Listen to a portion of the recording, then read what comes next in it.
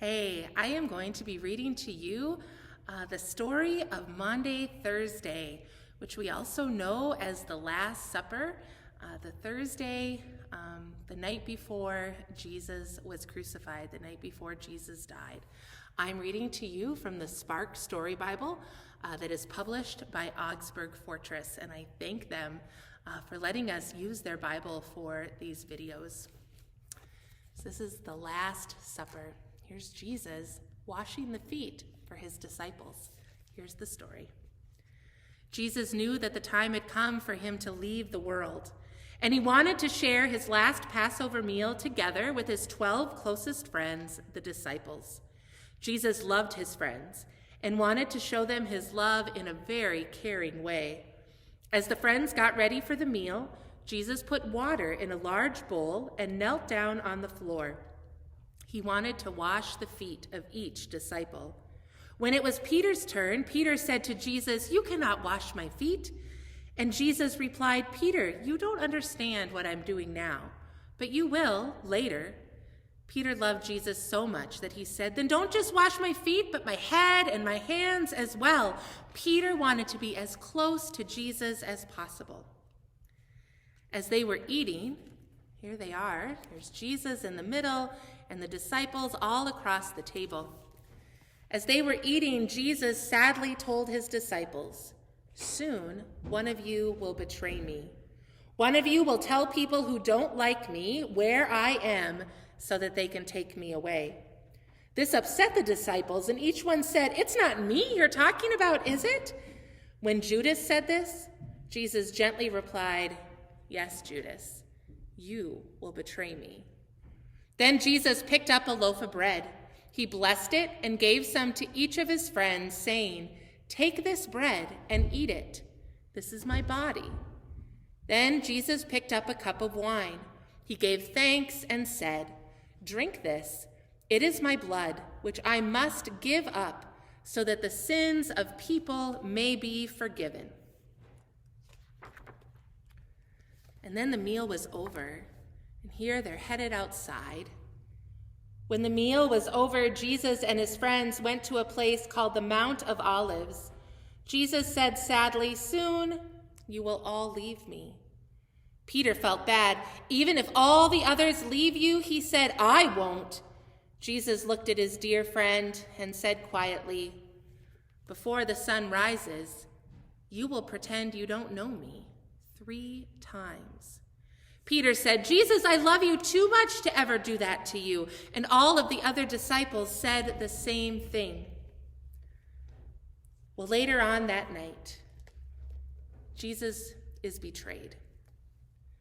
Jesus had a good friend named Peter who was there when Jesus healed people and made miracles happen.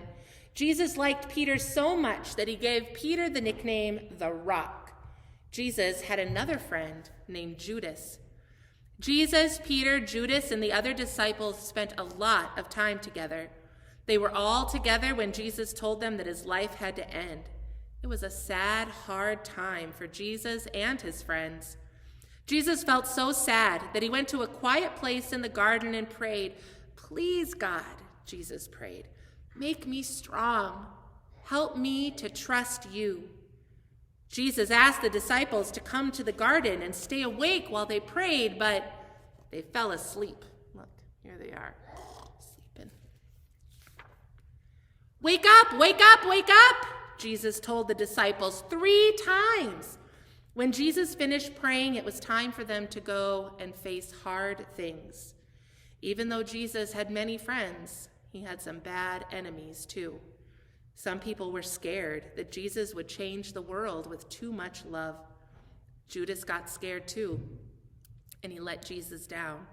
Judas told some of Jesus' enemies where Jesus was. When soldiers came to the garden, Judas kissed Jesus on the cheek to show them who they were looking for. The soldiers. This is Judas. He's giving Jesus a kiss on the cheek. The soldiers took Jesus away. Judas and Peter ran away and hid because they were very scared. Later, Peter waited outside the place where Jesus was on trial. And a girl saw Peter and said, "He's a friend of Jesus. He's in trouble too." Peter wanted to help his friend Jesus, but he was so scared, and so he pretended that he didn't know Jesus. "I don't know him," he told the girl. "I don't know him. I don't know him." His lie made him feel even worse inside. Peter ran away again, and he cried and cried. Peter felt so sad for Jesus and felt very sorry. But Jesus knew that Peter loved him. Jesus knew that Peter was his friend. That's why he had given Peter such a special job. The rock became a strong leader in the church. He told many, many people about his best friend, Jesus. "I know him, I know him, I know him." Peter told everyone, and that was the truth. That was quite a night for Jesus and his friends. It started with washing their feet, and then they had a meal together, a meal that we still remember every Sunday when we come together and have communion. Then they went to pray to God. Some of them fell asleep. Jesus had told his friends, Judas and Peter, that they would do things that they wouldn't be very proud of, that wouldn't make them a very good friend, and they did. Judas betrayed Jesus. He told the soldiers where to find him.